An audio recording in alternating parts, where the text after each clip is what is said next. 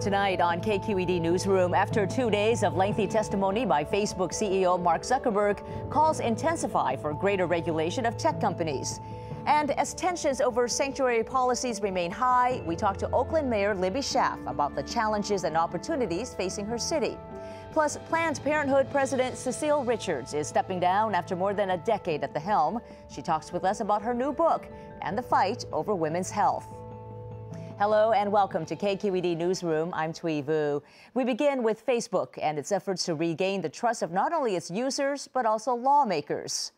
This week, Facebook CEO Mark Zuckerberg began 2 days of congressional testimony before dozens of skeptical lawmakers, appearing before 44 senators in a joint hearing of the Judiciary and Commerce Committees. Zuckerberg began his testimony with an apology. But it's clear now that we didn't do enough to prevent these tools from being used for harm as well. And that goes for fake news, for foreign interference in elections and hate speech, as well as developers and data privacy. We didn't take a broad enough view of our responsibility, and that was a big mistake. And it was my mistake, and I'm sorry. I started Facebook, I run it, and I'm responsible for what happens here. Facebook has admitted that as many as 87 million Facebook users may have had their data improperly accessed by Cambridge Analytica, a political consulting firm that worked for Donald Trump's presidential campaign. Despite Zuckerberg's explanation of the steps Facebook is now taking to protect privacy and data and stop misinformation campaigns, doubt remains about the company's commitment on those issues. Some senators raised the possibility of regulating Facebook, including Louisiana Republican John Kennedy. Our promised digital utopia, we have discovered, has minefields. Now, here's what's going to happen. There are going to be a whole bunch of bills introduced to regulate Facebook. It's up to you whether they pass or not. You can go back home,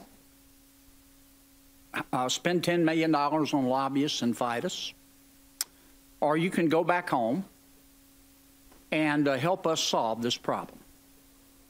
And to discuss all of this now, I'm joined by KQED Silicon Valley reporter Sam Harnett, Nate Cardozo, a senior staff attorney for the Electronic Frontier Foundation, and Mary Ross, the co-author of the California Consumer Privacy Act. Welcome to you all. Thank you. Nate, let's begin with you. For you, what struck you the most during the congressional hearings? Well, one of the things that struck me the most was the way that Zuckerberg was very good at not answering the question asked. As an example, the senators asked repeatedly something along the lines of, can I delete my data off of Facebook, or can I see what Facebook has on me? And Zuckerberg answered, yes, of course, you can delete all of the data you posted to Facebook. That answer, of course, is qualified, all of the data you posted to Facebook. And it doesn't count data that Facebook gathered on you in other ways, bought from data brokers, gathered on you from tracking you around the internet, gathered on you from your friends or from your device. And that silence spoke volumes to me. So it wasn't an inaccurate answer, it was just an incomplete answer. It was an incomplete answer, and the senators and congresspeople, by and large, didn't catch that. They didn't understand the qualification that Zuckerberg made to his answer. And the amount of data they have is tremendous because, Sam, I know that you went on Facebook, downloaded all the information they had on you. What did you find? Right, yeah, so now anyone, and if you have Facebook, I would encourage you to do this, can go to the website and download your whole file. Mine was 135 megabytes, and it's got everything I ever posted to my timeline. Like For 13 years, yeah, right? 13 and a half years. Every dumb comment I made, every stupid photo I took, it's all there. What did you think? What was your reaction when you saw all that information? I mean, the reaction was that, yeah, they can generate a pretty good profile. And back when I was in college, when I got on Facebook, I wasn't really thinking about that when I was putting those things on. And part of the story was actually to try to quantify what that is worth to Facebook. So in the story, we did a little breakdown based on Facebook's revenue. We found that like the average U.S. profile, according to a couple analysts, is around $200–250 a year, which is what Facebook uses and monetizes from the work that I've done uploading all that stuff. And so a lot of the focus has been on Facebook, but there are a lot of other organizations, a lot of other companies that are collecting data as well, right, Mary? That's absolutely true. So what we found is that there's a whole industry of data brokers, including Evite. So I have little kids. I get an Evite every week for a different birthday party. What they're actually doing is taking that information and then selling the presence of children in the household, your religious affinity, if you use alcohol. And Oh, I was just going to jump in. I mean, I think a lot of the people I interview are saying this thing, which is kind of a cliche, but I think it's becoming a little more well known that if it's free, you're the product. So if you use an internet service and you are not paying a subscription fee or you are not making a donation, then they are monetizing you and your data. Except what you see when you go on Evite is you see advertisements. So you're still paying with your eyeballs, but then on top of that, they're selling that personal information. Right. And you, and Mary, you're with the group Californians for Consumer Privacy. But prior to that, you were counsel for the House Intelligence Committee. You were once an analyst for the CIA. You have studied surveillance issues for a long time. Absolutely. And now you're helping to work on a ballot measure that would give consumers more control over the privacy of their data in California. What would that measure do? So the measure does three things. It gives consumers the right to find out what personal information corporations are collecting about you and your device and your children.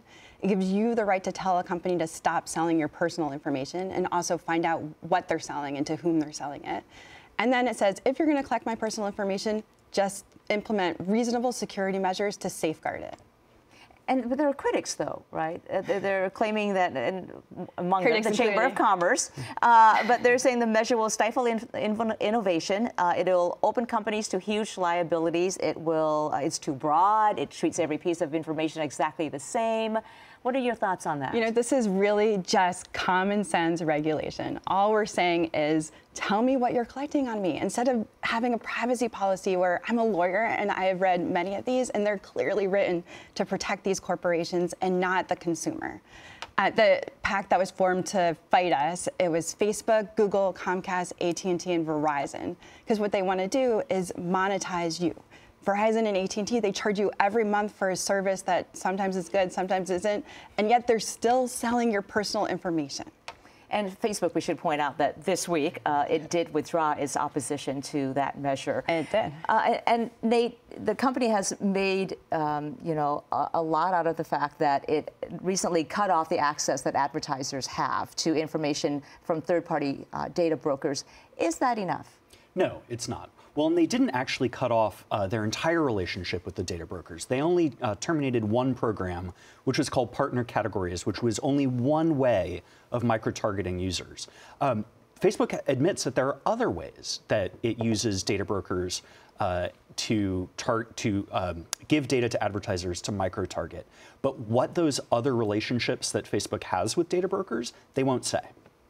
So what do you do? I mean, what else needs to be done? Well, we're demanding transparency. We're demanding that Facebook open up their data practices to independent third-party auditors, not chosen by Facebook, mind you, so that we as an American public can have some confidence that Facebook actually is treating our data with the respect it deserves.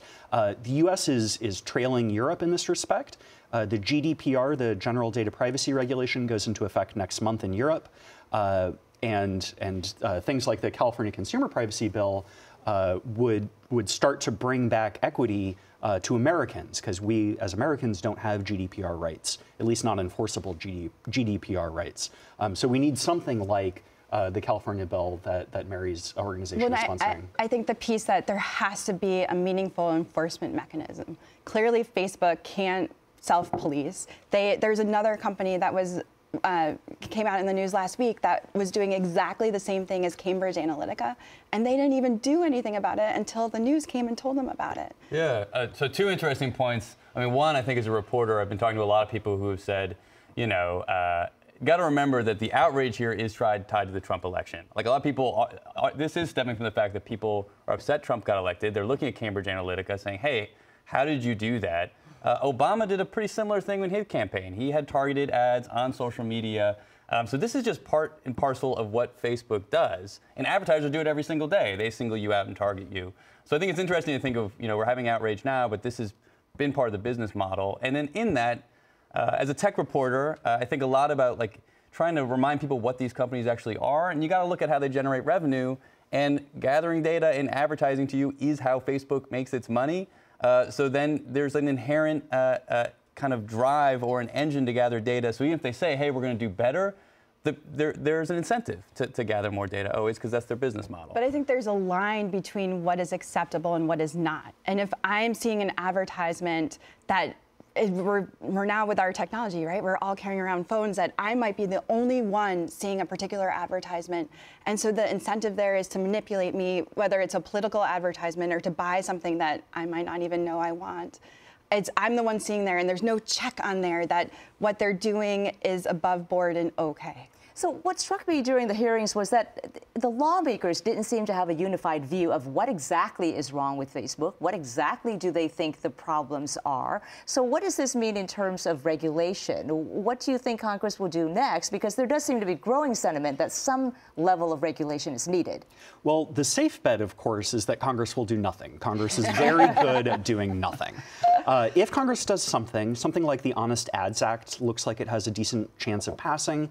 Go ahead. The Honest Ads Act would require political advertisements to have a disclosure of who paid for it, essentially, similar to what we have on television these days. Beyond that, I think the chances of meaningful regulation coming out of the U.S. Congress, unfortunately, are pretty slim. So let me ask you and conclude with this. Are we at an inflection point, though, do you think? Because, you know, privacy debates have happened in the past. Google once collected private Wi-Fi information to build out Google Maps. There was outrage, and then no lasting change really happened. Do you think it's different this time? I sure hope so. You know, what we need is an enforcement mechanism with teeth. We need the FTC to enforce its 2011 consent decree against Facebook. And we need Facebook to, and people and companies like Facebook who abuse our data to pay a meaningful price for that abuse. And I just want to add, our initiative will be on the ballot in November. So Californians will have the right to take back control over their own personal information. All right, we will watch for that. On that note, thank you all. Mary Ross with Californians for Consumer Privacy, Sam Harnett, KQED's own Silicon Valley reporter, and Nate Cardozo with the Electronic Frontier Foundation. Thanks to you all. Thanks for having us. Thank you. In local politics, Oakland Mayor Libby Schaaf continues to attract ire for her decision to issue an early warning of impending immigration raids in February. Last week, President Trump repeated his criticisms of Mayor Schaaf, calling her actions, quote, an obstruction of justice. Meanwhile, the city continues to grapple with hanging on to its beloved sports teams and a continuing homelessness crisis. And joining me now to talk about all of this and other issues facing Oakland is Oakland Mayor Libby Schaaf. Welcome. Thank you, Twee. It's great to be here. Well, you continue, it seems, to be in the crosshairs of the Department of Justice. Yesterday, the Department of Justice sent the city of Oakland and several other cities a letter demanding that the city turn over documents that could show Oakland is breaking federal law by restricting what information police can share with immigration agents. Were you surprised to see this letter? I wasn't, because it's very similar to a letter that's been sent to many jurisdictions across the country looking for proof that the city is in compliance with federal law. We are researching the letter right now and intend to respond to it. Will you turn over documents? Again, they're looking for proof that we are not in violation of federal law. We cannot turn over information that we do not, in fact, collect.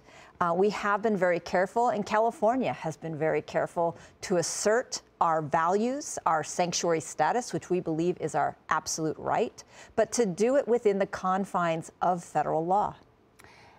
The press release that the DOJ sent out cites you specifically, names you specifically. What was your reaction when you saw that? Well, it certainly has been a surreal experience to be mentioned by name by the president, by the attorney general, but I cannot tell you how grateful I am to live in a community where I am supported to defend my community, every member of it, regardless of where they came from, and to really try and raise the consciousness that there is something wrong with our policies when we are ripping families apart, particularly law-abiding residents that give so much to our communities. You certainly have your supporters, but some detractors as well. And as you do this, are you concerned at all about federal funding? Because in this latest letter, the Justice Department is threatening to take back federal funding for criminal justice programs for those cities that don't comply. Do you feel like you're at risk of having some prior grants revoked? I do not. I have faith in our different branches of government, that the judicial system has been protecting us from an overreach of the executive. I have confidence that we are in compliance. We've been careful, but we have been unafraid. We have been unafraid to assert our values and to stand up to bullying. And that's what this administration has been doing. They have been picking on our vulnerable population since the day that they got into office, and we will not stand for that in the city of Oakland. Did you have any concerns about that prior to putting out your public alert? I was very careful to not give any specific information that may have caused any threat. And the evidence is that there were no injuries or any problems during that operation. I remain confident that what I did was within my legal rights, and informing your residents of their legal rights, of their obligations under the law, as well as what resources are available in our community. Our legal defense operation, our rapid response telephone number. I do not see how it can be illegal to inform people of the law. If you were to receive the same type of information again today, would you do the exact same thing again? Under the exact same circumstances, yes. I do not regret what I did. All right, let's move on and talk about the A's as well, because that has very much been in the headlines also this week. Alameda County supervisors agreed to negotiate the sale of their share of the Coliseum to the city of Oakland. How much closer does this bring you, do you think, to keeping the team in your city? You know, this has been nothing but good news for us and the A's. I am very committed to keeping our beloved Oakland A's rooted in Oakland, but in a way that is responsible to the taxpayers and is going to really add vitality to whichever neighborhood they choose. The idea that we can now have parallel exclusive negotiating agreements for 2 sites doubles our chances that we are going to have a great project that not only benefits the A's with a privately financed ballpark, but also makes sense for our community. The team is offering to pay off the nearly $137 million in debt owed by the city and the county on the Coliseum. Now, and that's in exchange for full control of the site. Are you happy with that offer? It's a great place to begin our negotiations, but we will have very complex negotiations that we have to engage in. What would it take for you to say yes? It's not just about money. This is public land. We have to think about all of the interests of our residents, our need for affordable housing, our need for community benefits and good jobs. What they need right now is that exclusivity, that promise that we aren't going to be entertaining conversations with other interested buyers. And as you know, there have been other interested buyers. But I do believe strongly that the A's have given so much to our community, and they deserve the right to have the first chance to show us what they can do with that land. Okay, we're running short on time, but I do have to ask you about homelessness. Like many other cities, the issue is approaching crisis levels. In Oakland as well, there are more than 2,700 homeless people in the city, a 25% increase over the last 2 years or so. What are you doing about it? You know, it is soul-scathing. It is the issue of our time. And we are really focusing first on addressing these street encampments. Street encampments are not healthy for anyone, our community, and least of all, the unsheltered residents living in them. And so we have been having some very successful, innovative interventions. Our Tough Shed shelters are proving extremely successful, where we are able to relocate an entire encampment community as a whole onto a temporary outdoor, organized, managed encampment or navigation center. The first one has gone very well, and we are now starting our second one at Northgate and 27th. For anyone who gets off the West Grand exit from the freeway, they know the encampment that I'm speaking of. Right. We're also doing more to build permanent supportive housing, as well as to prevent homelessness by helping with emergency assistance in back rent and back utility payment. It's a whole lot of things that we have to do to address this crisis, and we're doing it with focus and with aggression. All right, Oakland Mayor Libby Schaaf, thank you. Always nice to have you here. Great to be here, Twee. Turning now to the politics of healthcare. For more than a decade, Cecile Richards has been the president and CEO of Planned Parenthood. The organization offers low-cost reproductive health care services to millions of people across the country. One of those services is abortion, making the nonprofit a frequent target of conservative lawmakers who have threatened to cut off federal funding. Richards announced in January that this year will be her last at the helm of Planned Parenthood, and she has a new book out, Make Trouble. It chronicles her stories of bucking the system and fighting for change from an early age. Cecile Richards, nice to have you here. Great to be back. Thank you. Well, in the introduction in your book, you write, right off the top, practically, for the first time in my life, I'm wondering whether my own daughters will have far fewer rights than I've had. Which rights are you talking about, and why do you feel that way? Well, I'm obviously concerned under this administration and this Congress that the effort to repeal women's reproductive rights, access to birth control, really basic health care rights is at risk. And that's, of course, the work we've been doing at Planned Parenthood this entire year is to fight back. And we've been successful so far. And, of course, we've seen an outpouring of young women mobilizing, energized, running for office, and doing all the things I think we need to do. The Trump administration has done a number of things. It's rolled back contraception coverage. It's allowed states to defund Planned Parenthood. It's cut funds for teen pregnancy prevention programs. What else is coming down the pipeline that has you concerned? Well, I'm definitely concerned with all those things because they do take away preventive health care and affordable health care for millions of people. We've been successful at fighting back, but I think this is going to be ongoing. One of the biggest concerns, frankly, that we have is the kind of judges that are being put up into the federal judiciary now, some of the most extreme judges, some of them not qualified. And, of course, I think everyone's anxious about if there is a Supreme Court vacancy, the kind of nominee that this president would put up. And the biggest fight right now seems to be over the nomination of Wendy Vitter to a Louisiana district court. Planned Parenthood has taken out ads against her nomination.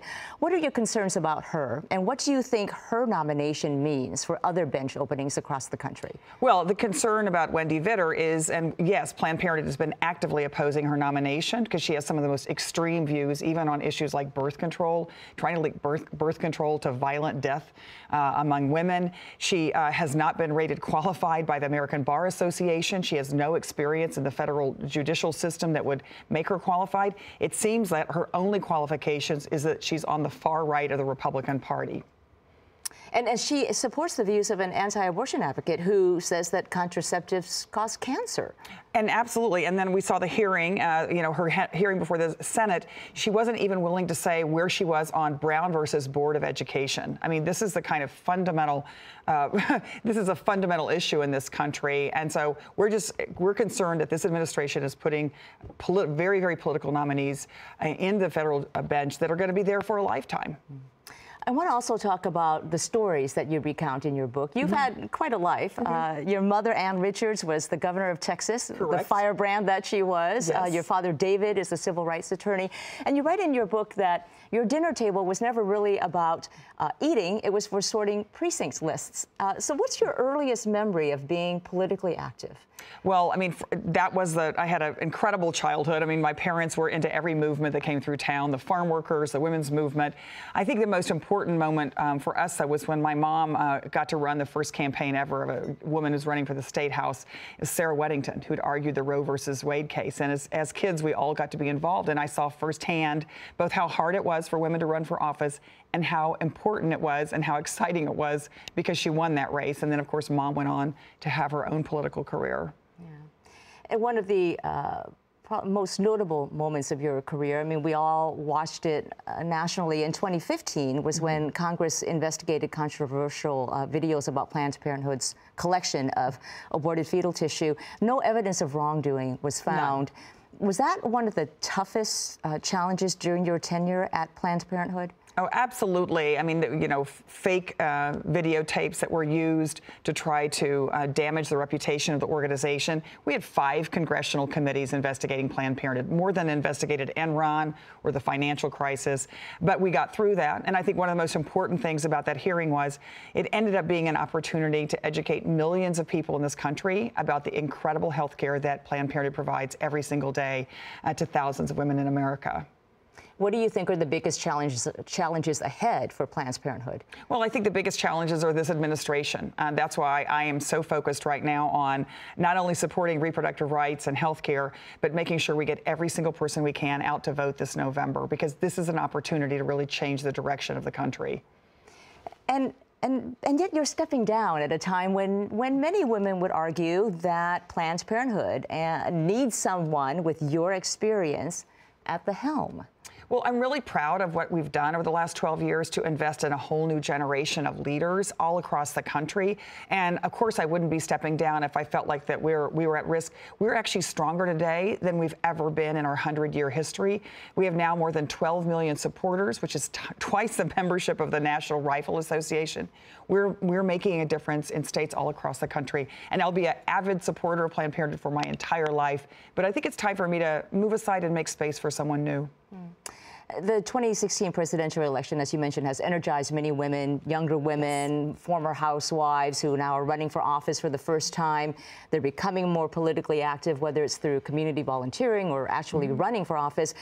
And you have had a long history in your life of being very politically active. I mean, you protested the Vietnam War when you were just, in the 7th grade, and you were a union organizer for a long time after graduating from college.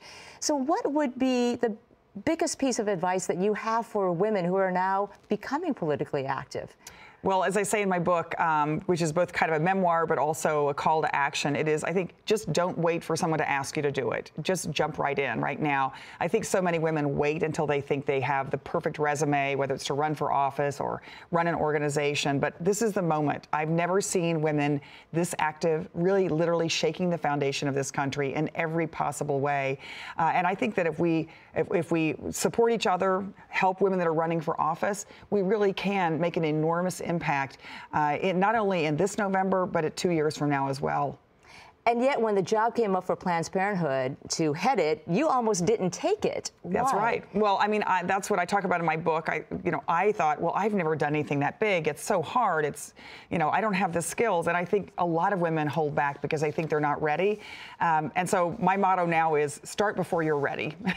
You are, and don't overthink it. Just whatever new opportunity comes your way, jump at it. And those are good words to end on. Cecile Richards, stepping down from Planned Parenthood. So nice to have you here. And congratulations on your new book. Thank you very much. Thanks. All right. And that will do it for us. You can find more of our coverage at kqed.org/newsroom.